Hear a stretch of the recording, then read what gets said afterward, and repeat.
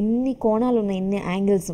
ఓ పక్కన నాటకం నుంచి వచ్చారు, మళ్ళీ రైటర్గా, మళ్ళీ డైరెక్టర్గా, యాక్టర్గా ఇన్ని చేస్తున్నారు. ఇంకో కోణం కూడా మీలో శివతత్వం గురించి ఎలా కనెక్టివిటీ అసలు ఇవన్నీ? ప్రతి వాళ్ళకి అయితే వాడు నాస్తికుడో లేదా ఆస్తికుడో అయి తీరుతాడు. కొంతమంది ఎక్స్ప్రెస్ చేస్తారు, చాలామంది ఎక్స్ప్రెస్ చేయరు. ఇప్పుడు మీరు గుడికి వెళ్తారు కదా, ఇవ్వని వెళ్ళరు. అట్లాగే ఆ శివతత్వం అనేది, బికాజ్ నేను రైటర్ని కనుక నేను శివతత్వాలు కొన్ని రాసుకున్నా. అవి జనానికి ఈజీగా ఎక్కడం వల్ల అది జనంలోకి ఈజీగా వెళ్ళిపోయినాయి. అంచేత శివతత్వ ప్రచారం జరిగిపోయింది అట్లాగా. అంచేత అది ప్రధానంగా. బట్ బేసిక్గా నేను శివభక్తుని. నాకు మీరు శబరిమలలో చాలామంది ఒక యాక్సిడెంట్ జరిగినప్పుడు ఆట కథరా శివ అని రాయడం జరిగింది.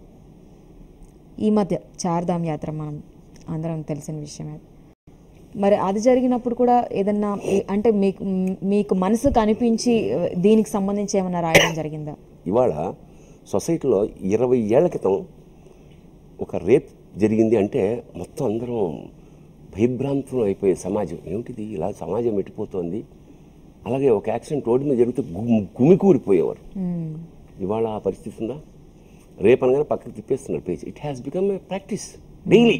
అంత రొటీన్ అయిపోయిన క్రమంలో ఇది మీరు బాగా జ్ఞాపకం ఉంటే గత 6 నెలల క్రితం ఒక సంఘటన జరిగింది. ఇప్పుడే అనుకుంటూ వస్తున్నాం. ఉత్తర భారతదేశంలో ఒక మోటార్ సైకిల్ పెడుతున్న ఒక అతన్ని బస్సు లారీ గుద్దేసింది. భార్య చచ్చిపోయింది.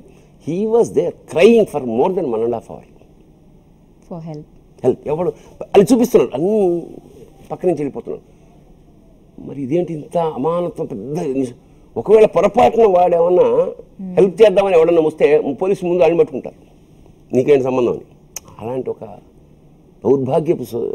అంచేత అందరిలాగా అప్పుడు జరిగినప్పుడు స్పందించి నేను రాసేసాను. ఇప్పుడు అవాక్ అయిపోయాను. అంచేత వీటికి ఇంకా స్పేస్ స్పందిస్తాను చెప్పండి.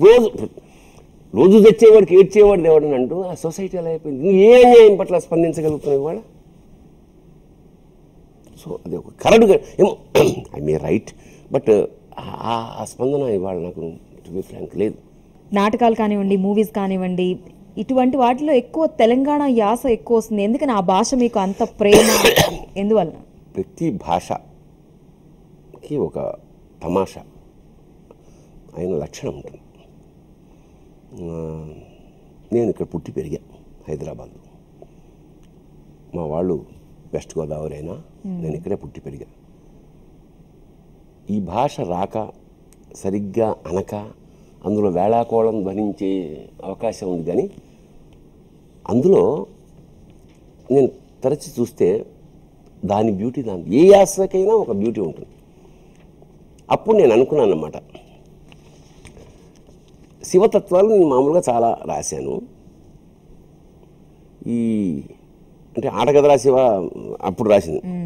ఆటగదరా శివ, ఆటగద కేశవ, ఆటగదరా శివ, ఆటగద కేశవ, ఆటగదరా నీకు అమ్మ తోడు, ఆటగదరా శివ, ఆటగద కేశవ,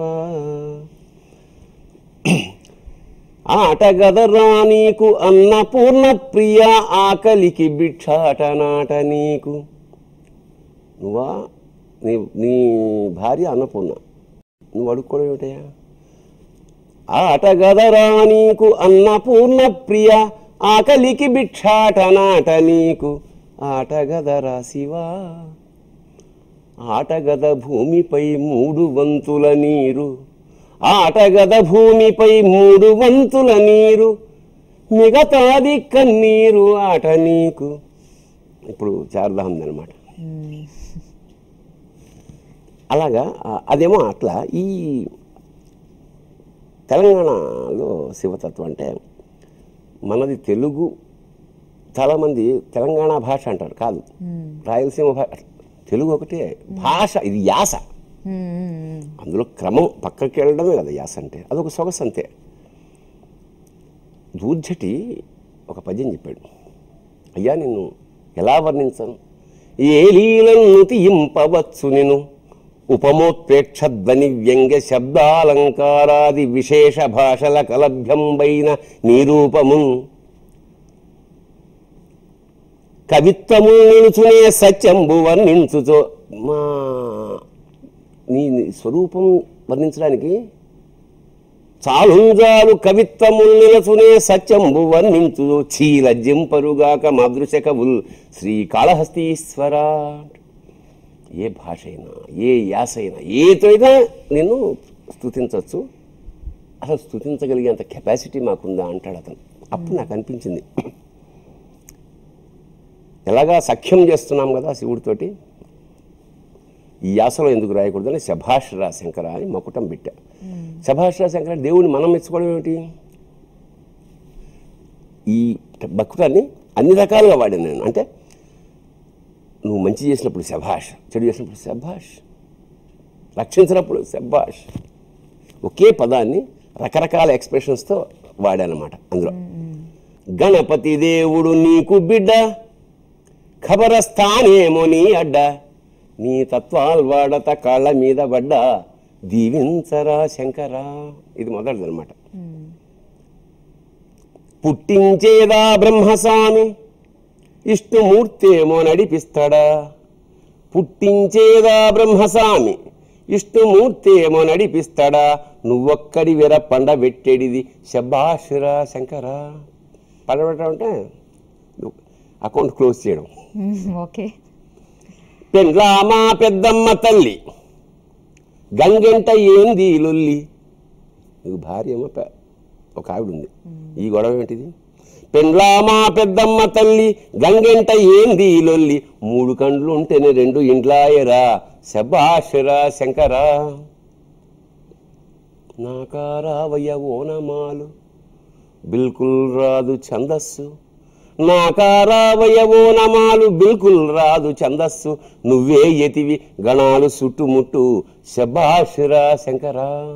కుత్కెలు గోసుకుంటారు కులాల మతాల పేరు చెప్పి, కుత్కెలు గోసుకుంటారు కులాల మతాల పేరు చెప్పి, పెద్ద కుల పోనికి పెద్ద సావొస్తుందా శభాషురా శంకరా. సోషల్ కాన్షియస్నెస్ని కూడా ఇంక్లూడ్ చేస్తూ ఇవి 108 పదాలు రాశాను. బాగుందండి. ఓనమాలు రావు అంటూనే మొత్తం రాసేసేయడం జరిగింది. సో ఇంకా మూవీస్లోకి వెళ్ళి మీకు ఇష్టమైన డైరెక్టర్లు ఎవరో గురించి తెలుసుకునే ముందు ఒక చిన్న బ్రేక్ తీసుకుందాం మనం.